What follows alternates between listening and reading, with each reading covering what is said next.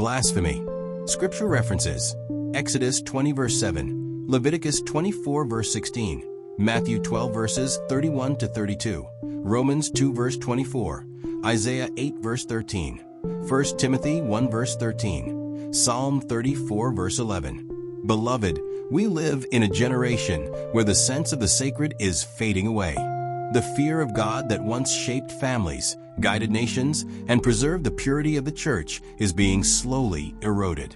We see a world where the holy is mocked, where God's name is used carelessly, where spiritual truths are treated as jokes, and where men boldly speak about divine things with no understanding and no reverence.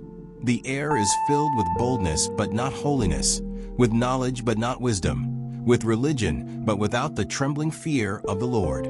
Many speak about God, but few honor Him. Many call the name of Jesus, but few treat that name as holy. Even among believers, the danger is growing. Careless words, casual attitudes in worship, irreverence towards spiritual authority, mockery of the Holy Spirit's work, and lifestyles that contradict the gospel. This lack of reverence is not merely a cultural shift. It is a spiritual decay that opens the door to blasphemy.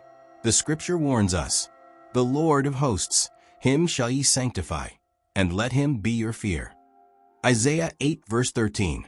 If the church loses the fear of God, the world will lose the knowledge of God. Therefore, we must return to the sacred path of reverence before our hearts drift far from the one who is holy. Blasphemy is not just a sin of the lips. It is a condition of the heart. And if there was ever a time to return to the fear of God, it is now. This sermon will teach us what blasphemy truly is, what leads people into blasphemy, the consequences of blasphemy, the hope and mercy available through Christ, how believers can guard their hearts and honor God. Join us as we break down and digest these teachings. 1. What is blasphemy? The Bible defines blasphemy as disrespect, dishonor, or irreverence toward God, His name, His character, His works, or His Holy Spirit. It includes speaking lightly of God's name, Exodus 20 verse 7. Mocking or ridiculing holy things, 2 Kings 19 verse 22. Ascribing the works of God to Satan, Matthew 12 verse 24. Living in such hypocrisy that unbelievers insult God, Romans 2 verse 24. Teaching lies about God or His character, 2 Peter 2 verse 2. Blasphemy is not only spoken, it is lived. 2. What leads people into blasphemy? A. Hardness of heart. Blasphemy begins when a heart repeatedly rejects God's truth. This is what pushed the Pharisees to attribute the works of Jesus to demons. Matthew 12 verse 24. They saw God's power but refused to believe. Persistent unbelief leads to open disrespect. B. Ignorance mixed with pride.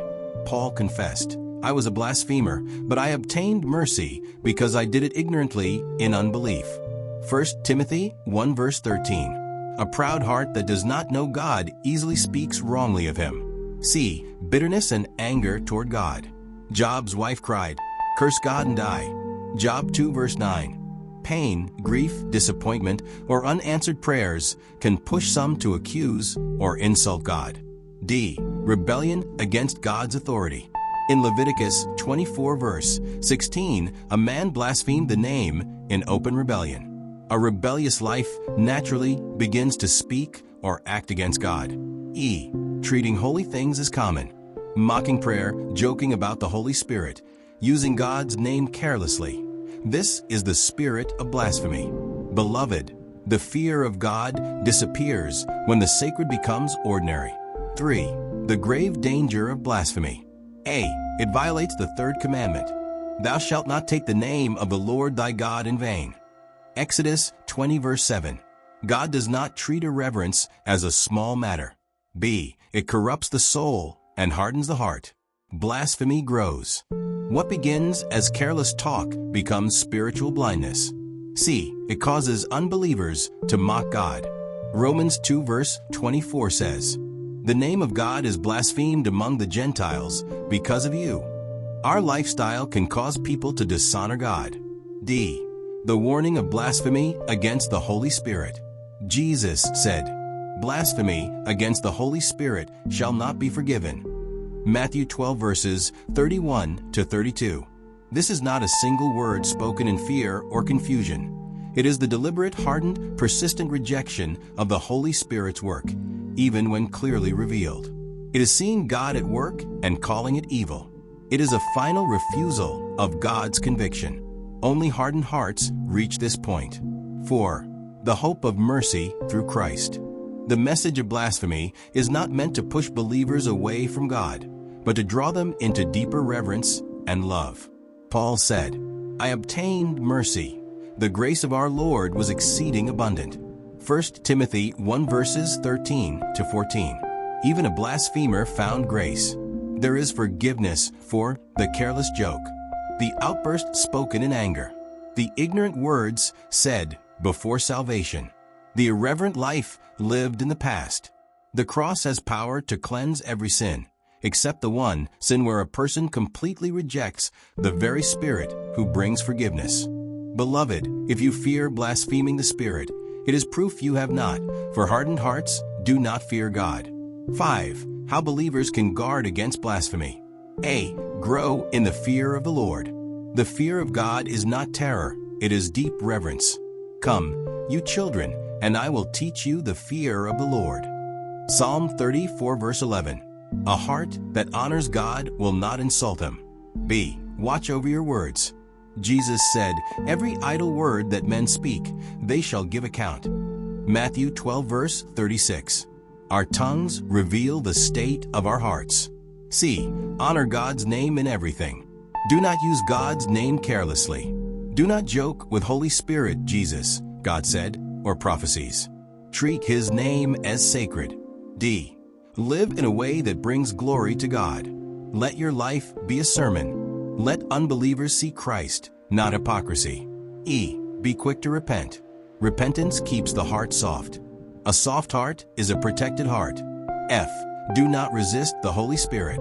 When the Spirit convicts, respond. When He warns, listen. When He draws, come close. A tender heart cannot blaspheme. Finally, beloved, blasphemy is not merely a sin of the tongue. It is the final expression of a heart that has lost reverence for God. In this careless generation, God is calling His people to honor His name, reverence His presence, respect His word, obey His Spirit, live as people who carry the Holy One within. Let us return to the fear of the Lord. Let us honor God not only with our words, but with our thoughts, our conduct, and our worship. Let our lives say, "Holy, holy, holy is the Lord God Almighty." Revelation 4 verse 8. Prayer for the day. Father, create in us a deep sensitivity to your presence.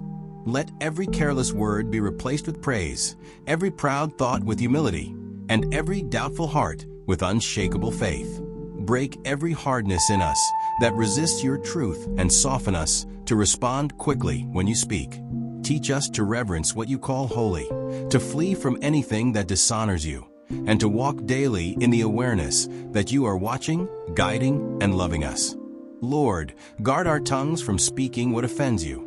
Guard our hearts from attitudes that grieve your Spirit, and guard our minds from thoughts that belittle your greatness. Clothe us with holiness, surround us with your mercy, and empower us to reflect your character in all we do. Draw us into deeper communion with you, and let the fear of the Lord be the anchor of our lives. In Jesus' precious name, amen. Please like, share, and subscribe to this channel and remain blessed.